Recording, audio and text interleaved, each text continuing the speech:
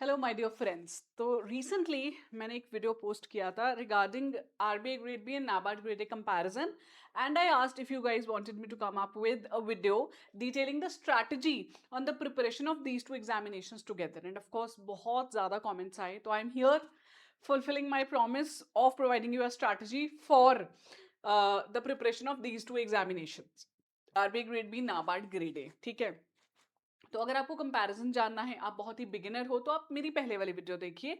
If you have seen that video already and you are really interested to find this strategy, तो आप इस video को देखिए। And if you are a candidate and aspirant जिसने अब तक हमारे चैनल को नहीं सब्सक्राइब किया है, but you think that you are sincerely preparing for examinations like RBI, NABARD, SEBI, तो आप जल्दी से हमारे चैनल को सब्सक्राइब कर लो। You are going to get lot of good quality content. ठीक है, secondly, you can also access the paid courses that we provide to you guys। उन paid courses में बहुत अच्छा detailed content है, structured content है। you can buy those courses हमारी mobile application से, तो उसके लिए आपको हमारी ऐप डाउनलोड करनी पड़ेगी। ठीक है, चलिए फिर शुरू करते हैं आपकी स्ट्रैटेजी वीडियो की कहानी।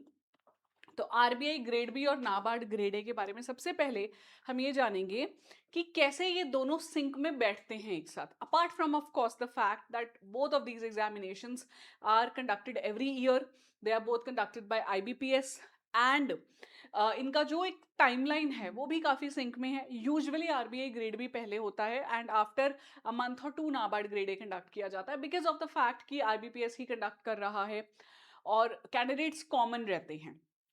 आप जितने भी रिजल्ट्स देखोगे आरबीआई ग्रेड बी ऑफिसर्स के, तो उनसे जब इंटरव्यू होता है, बातचीत होती है, यही निकल के आता है कि मैम नाबार्ड भी दिया था।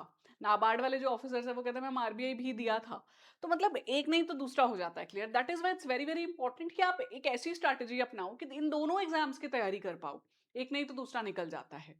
ऑफकोर्स स्ट्रोक ऑफ लक भी मैटर करेगा, आप किस एग्जाम की सिलेबस को, प्रैक्टिस को ज्यादा अच्छे से पकड़ पाते हो, वो भी मैटर करेगा। बट हमारी रिस्पॉन्सिबिलिटी है दोनों को अच्छे से प्रिपेयर करना। तो यहाँ पे पहले आरबीआई ग्रेड बी के बारे में बात कर लेती हूँ। So RBI grade B has three phases, phase one, phase two, phase three. Okay, phase three is the interview. RBI grade B का जो फेज वन है उसमें आता है जनरल अवेयरनेस 80 मार्क्स का, रीजनिंग 60 मार्क्स का, इंग्लिश 30 मार्क्स का, quant जो है वो भी 30 मार्क्स का।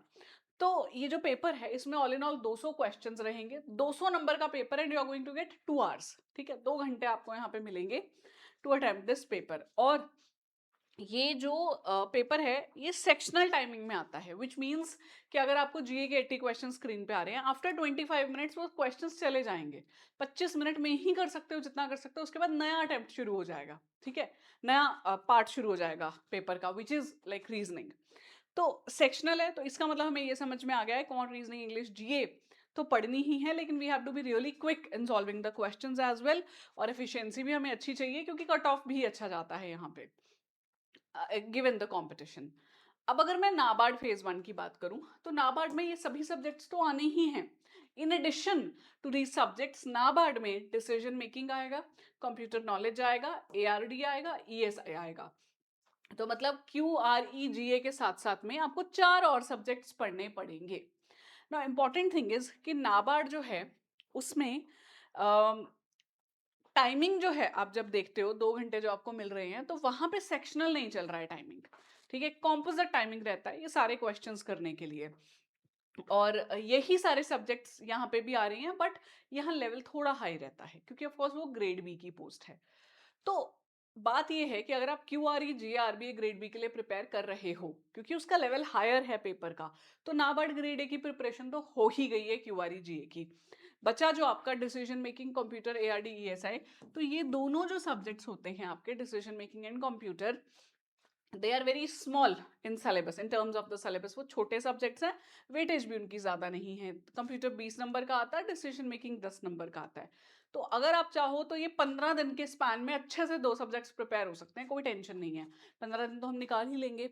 लेकिन ये जो 2 सब्जेक्ट्स हैं, एआरडी और ईएसआई, ये आपका सरदर्द बनेंगे क्योंकि ये 40-40 मार्क्स के आते हैं फेज वन में ही। यहाँ तो ये आ नहीं रहे, तो 2 एक्स्ट्रा सब्जेक्ट्स, मान लीजिए इन दोनों पेपर में 1 महीने का गैप हो, आप कैसे प्रिपेयर करोगे ये सारे सब्जेक्ट्स को एक साथ, है ना। चलो डिसीजन मेकिंग कंप्यूटर कर लिया, इन दो को कैसे करोगे। उसके लिए मैं आपको एक बड़ी इंटरेस्टिंग चीज बताती हूँ। ये जो सब्जेक्ट है ESI, economics and social issues, it is actually common in the phase 2 of RBI and NABARD का फेज 1 एंड फेज 2। मतलब कि ये जो सब्जेक्ट है इकोनॉमिक्स एंड सोशल इश्यूज, ये आरबीआई ग्रेड बी के फेज 1 में नहीं आएगा, पर ये फेज 2 में आएगा। और नाबार्ड ग्रेड ए के फेज 1 में तो आएगा ही, साथ ही फेज 2 में भी आएगा। तो इसका मतलब है अगर आप जेन्युइनली आरबीआई की तैयारी कर रहे हो, आप सिर्फ फेज 1 की तैयारी नहीं करोगे, आप ऑफ कोर्स फेज 2 की भी तैयारी करोगे, तो उस तैयारी में आपका एक सब्जेक्ट और निकल गया, तो बचा क्या? एआरडी। तो यस, नाबार्ड की तैयारी में आपको एआरडी को साथ में लेके चलना पड़ेगा अलॉन्ग विद आरबीआई। आरबीआई के सारे सब्जेक्ट्स अच्छे से तैयार करो, एक एडिशनल सब्जेक्ट है हैवी वेटेज वाला एआरडी। एआरडी को आप अच्छे से तैयार करोगे तभी पेपर निकलेगा, क्योंकि मैं ये मान के चलती हूँ डिसीजन मेकिंग कंप्यूटर आराम से 10 से 15 दिन में हो सकता है, कोई टेंशन की बात ही नहीं है। ठीक है, वो कैसे करेंगे मैं आपको आगे बताऊंगी। Now you have this clarity कि ये सारे सब्जेक्ट्स एज इट इज मेरे काम आएंगे। यहाँ पे मुझे सिर्फ एआरडी एक्स्ट्रा पढ़ना है, ईएसआई कैसे करना है वो मैं अभी आपको बताती हूँ when we talk about phase 2। तो आरबीआई ग्रेड बी के फेज 2 में 3 पेपर होते हैं। फेज 1 इज ईएसआई, वही economics and social issues, 50% objective 50% descriptive. ठीक है, फिर पेपर 2 होता है English writing skills. Paper 3 is finance and management, which is 50% objective 50% descriptive. Now as a beginner when you start the preparation for RBI examination, तो ऐसा तो नहीं है कि आप सिर्फ क्यूआरई जीए पढ़ते हो। क्यूआरई जीए तब पढ़ोगे जब आप तब तैयारी शुरू कर रहे हो, नोटिफिकेशन रिलीज हो चुका है उसके बाद। यूजुअली हम तैयारी पहले शुरू करते हैं। तो फेज 2 के सब्जेक्ट्स और फेज 1 के साइमल्टेनियसली आप चलाओगे। फेज 2 के सब्जेक्ट्स में आप ईएसआई पढ़ोगे, इंग्लिश पढ़ोगे, एफएम पढ़ोगे। ठीक है, एमसीक्यूज भी पढ़ोगे, ऑब्जेक्टिव पार्ट जैसे कहते हैं, और आंसर राइटिंग भी करोगे। अब ये तैयारी एज इट इज आपकी नाबार्ड में कैसे काम आएगी? एक तो ये पेपर कॉमन है, नाबार्ड में भी यही पेपर आएगा एज इट इज फेज 2 में। और फेज 1 में जो आपका ईएसआई आ रहा था ना आरबीआई के फेज 2 में, जो आप पढ़ चुके हो पहले ही, गिवन आरबीआई पहले होता है, तो नाबार्ड के फेज 1 में भी ये सब्जेक्ट आ रहा है, फेज 2 में भी आ रहा है। तो अब एक्स्ट्रा क्या दिखा आपको? F and M. That means RBI grade B के सारे सब्जेक्ट्स जो आप पढ़ रहे हो आपको फेज 1 हो या फेज 2 हो काम आएंगे नाबार्ड में, ओनली एफएम काम नहीं आएगा। इसी तरह नाबार्ड की जो तैयारी कर रहे हैं उनको सारे सब्जेक्ट्स काम आएंगे, बस एआरडी काम नहीं आएगा। तो इसका मतलब दोनों एग्जाम्स को साथ लेके चलेंगे, दो सब्जेक्ट्स डिटेल में हैवी अलग हो गए, एक एफएम एक एआरडी। पर इसमें भी एक इंटरेस्टिंग चीज आपको बताती हूँ। यहाँ एफएम 100 नंबर का आ रहा है, ईएसआई 100 नंबर का आ रहा है, इंग्लिश 100 नंबर का आ रहा है। नाबार्ड थोड़ा इजी हो जाता है इससे। नाबार्ड के फेज 2 में 2 ही पेपर है। पेपर 1 इज इंग्लिश, वही 100 नंबर वाला जो पीछे आपने तैयार किया है। Paper 2 is ESI plus ARD. तो ईएसआई जो आप पढ़ चुके हो आरबीआई की, वो तो काम आ ही रही है, जो एआरडी अलग पढ़ा था वो भी यहाँ पे काम आ रहा है। तो कहने का मतलब क्या हुआ? That in NABARD when you are covering the extra subject of ARD, तो वो नाबार्ड के फेज 1 और फेज 2 दोनों में काम आएगा। ठीक है, ऑन द अदर हैंड जो आपने एफएम प्रिपेयर किया है आरबीआई का, वो सिर्फ फेज 2 के टाइम पे काम आएगा। जब आप इतनी क्लैरिटी रखोगे तब आप तैयारी इजीली कर पाओगे। नाउ अब बात करते हैं कि तैयारी में हमें करना क्या है।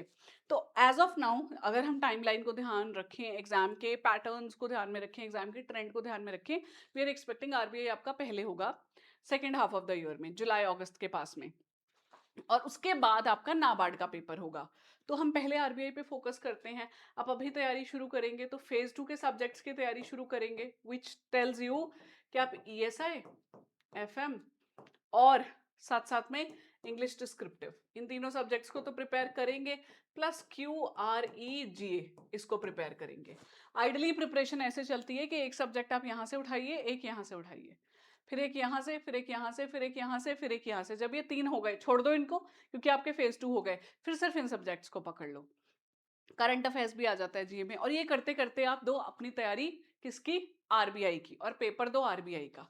अब उसके बाद आना है लेकिन नाबार्ड। नाबार्ड में ये सब कुछ आपका काम आ रहा है, क्यूआरई जी आपका एज इट इज सेम आएगा, काम आएगा। मैं इसको सेम लिख देती हूँ, यहाँ पे ईएसआई है, इंग्लिश है, ये दोनों यहाँ पे सेम है, ये भी काम आएंगे। तो एक्स्ट्रा क्या पढ़ना था आपको? डिसीजन मेकिंग कंप्यूटर तो हम तभी पढ़ेंगे 15 दिन पहले। बचा क्या? एआरडी। अब इस एआरडी का क्या करना है? देखिए, आप अपनी एज इट इज तैयारी करो आरबीआई ग्रेड बी की। ठीक है, साथ साथ में कोशिश कीजिए 50% ऑफ द सिलेबस एआरडी का खत्म करने की। वीकेंड्स पे चाहे टाइम दो, चाहे डेली बेसिस पे टाइम दो, या बीच में आप ब्रेक ले लो, किसी ये वाले आपके जब सब्जेक्ट होते हैं तब एआरडी को उठा लो। मैं नहीं कहती 100% कवर कीजिए, 50% ही कवर करो, ठीक है। और उस तैयारी के साथ में आप आरबीआई ग्रेड बी में अपियर करो। जैसे ही आप आरबीआई ग्रेड बी में अपियर करके आओगे फेज 1 देके, मोस्ट प्रोबेबली 25 टू 30 डेज बाद फेज 2 हो जाएगा, आप लग जाओगे फेज 2 की तैयारी में। आंसर राइटिंग करनी है, ईएसआई पढ़ना है, करंट अफेयर्स करना है। फेज 2 तो बहुत अच्छे से, आई रियली विश जो अच्छे से तैयारी करे उनका फेज 2 निकल जाए, ठीक है। और उसके बाद में आ जाता है जी नाबार्ड पेपर, उसके बाद आएगा। उस नाबार्ड में जो टाइम मिलेगा आपको फेज 2 देते ही, आप वापस आ जाओ इस एआरडी को, बचे हुए सिलेबस को उठा लो, डीएम और सीके को उठा लो, और ये जो आपने पहले सारा कुछ पढ़ा हुआ है, अच्छे से फेज 1 फेज 2 दे चुके हो, वो तो सारा कुछ काम आ रहा है नाबार्ड में। तो नाबार्ड के फेज 2 में, फेज 1 में जब आप जाएंगे तो आपको एआरडी एक्स्ट्रा पढ़ना पड़ेगा, डीएमसी के एक्स्ट्रा पढ़ना पड़ेगा, यही सब एज इट इज काम आएगा। डिफरेंस होगा लेवल ऑफ क्वेश्चंस में, जो यहाँ पे थोड़े कम ही दिखेंगे आपको, ठीक है। ऑल्सो गवर्नमेंट स्कीम्स जो है नाबार्ड में ज्यादा आती है, तो जो आपका टाइम फ्रेम मिलेगा आपको आरबीआई और नाबार्ड के बीच में, when you are solely preparing for NABARD, क्योंकि आरबीआई दे चुके हो, अब नाबार्ड डेडिकेटेडली प्रिपेयर कर रहे हो, तब आप इस सारे सब्जेक्ट्स को उठाओगे और बहुत अच्छे से प्रिपेयर करोगे। And I have this belief that अगर आप आरबीआई बहुत अच्छे से फेज 1 फेज 2 दे देते हो, तो आप इतनी मेहनत, इतनी रिग्रस अटेम्प्ट्स कर चुके होते हो पेपर के, कि अब आपको नाबार्ड के लिए 7 8 10 घंटे पढ़ना, नाबार्ड की तैयारी करना उतना मुश्किल नहीं लगता है, क्योंकि आप ऑलरेडी फ्लो में चल रहे होते हो। उस तैयारी के साथ आप नाबार्ड दीजिए। नाबार्ड फेज 1 हो जाने के बाद तो आपके पास पूरा समय है नाबार्ड के फेज 2 के लिए तैयारी करने का, विच इज एआरडी, ईएसआई। थोड़ा सा एंगल बदल जाता है टाइप ऑफ क्वेश्चंस का फेज 2 में। जैसे आरबीआई में हम एक्सपेक्ट करते हैं रिपोर्ट्स पे ज्यादा सवाल आएंगे, फाइनेंस वाले एंगल पे ज्यादा सवाल आएंगे, ठीक है। ईएसआई है तो उसमें पॉलिसीज पे सवाल आ सकते हैं। ऑन द अदर हैंड जब नाबार्ड की बात करते हैं तो वहाँ पे गवर्नमेंट की स्कीम्स पे सवाल आते हैं, रूरल प्रोस्पेरिटी पे सवाल आते हैं, बट अंडरस्टैंडिंग तो ऑल इन ऑल पूरे सिलेबस की चाहिए ना आपको, ठीक है। तो I hope you understand that as of now आपको आरबीआई की तैयारी अच्छे से करनी है, कीपिंग एआरडी का थोड़ा सा सिलेबस इन योर हैंड, उसके साथ आरबीआई अच्छे से दो। उसके बाद लग जाना डेडिकेटेडली नाबार्ड पे। जो सिर्फ नाबार्ड की तैयारी कर रहे थे उनके लिए ये बहुत बड़ी चीज हो जाएगी कि मैम अब मेरे पास तो आरबीआई एंगल में था ही नहीं, अब मुझे आरबीआई की तैयारी स्क्रैच से शुरू करनी पड़ेगी। तो yes, this is an advantage for the RBI grade B aspirants कि वो एडिशनली नाबार्ड अपने साथ ऐड कर सकते हैं। बट जो माइंडसेट ही नाबार्ड का लेके चले हुए थे उनको थोड़ा अपर लेवल पे जाना, क्योंकि आरबीआई अपर लेवल का पेपर है, वहां जाना थोड़ा मुश्किल लगता है, उसके लिए चाहिए क्लैरिटी। तो पहले क्लैरिटी लाओ that you really want to give RBI grade B examination, वो क्लैरिटी है तब फिर वही होगा, आरबीआई की तैयारी पहले होगी, उसके साथ साथ नाबार्ड चलेगी। इस बीच में अगर आपका कोई पेपर आईआरडीएआई आईएफएससीए का आ जाता है तो फिर आपको और प्लान बदलने पड़ेंगे। लेकिन अगर नहीं भी बदलोगे आप लेट से, तो आप आरबीआई नाबार्ड को स्टिक करो, एज अ पेयर उनकी तैयारी करो, उनमें से एक तो निकलता ही है बच्चों का, ठीक है। That's it, that was about today's session, and I really wish आपको मदद मिली, हेल्प मिली, जो आप क्लैरिटी सीख कर रहे थे। अगर अभी भी कोई क्वेरी या क्वेश्चन आपके माइंड में रह गया है, just post below, freely you can post कि मैम ये नहीं आया, ये पॉइंट समझ नहीं आया, ये बता दीजिए, मैं बहुत हैप्पीली आपको बताने वाली हूँ। इसके अलावा if you want me to bring a session on the difference in current affairs RBI NABARD के, तो वो भी आपको कमेंट करना पड़ेगा। I can bring a session जहाँ पे मैं आपको पीवाई क्यूज दिखा दूंगी आरबीआई के और नाबार्ड के, कि देखिए इस तरह के क्वेश्चंस आरबीआई में आए हैं, इस तरह के नाबार्ड में आए हैं। न्यूज चाहे भले सेम थी, सवाल बदल गया, ठीक है। न्यूज अगर सेम नहीं भी थी तो किस तरह नाबार्ड में स्कीम ज्यादा आ रही है, आरबीआई में रिपोर्ट ज्यादा आ रही है, ये आप मुझे कमेंट करो, आई विल शो यू, ठीक है। Thank you for your support, अच्छे से आपने मुझे चैनल फॉलो किया मेरे कहने पे, और गो थ्रू कर रहे हो अपनी तैयारी को, बिलीव कर रहे हो कि हाँ मैम जो बता रही हैं वो सही होगा। And I can wish you all the best, आपके लिए साथ, आपके साथ मैं भी मेहनत कर रही हूँ और करूंगी आगे भी। कोर्स अगर अभी लेना है हमारा तो मेरा कूपन कोड है Y754, इसको यूज करना मत भूलना, बहुत मदद मिलेगी, 80% ऑफ मिलेगा आपको इससे, ठीक है। Thank you, all the best to you, waiting for your comments guys.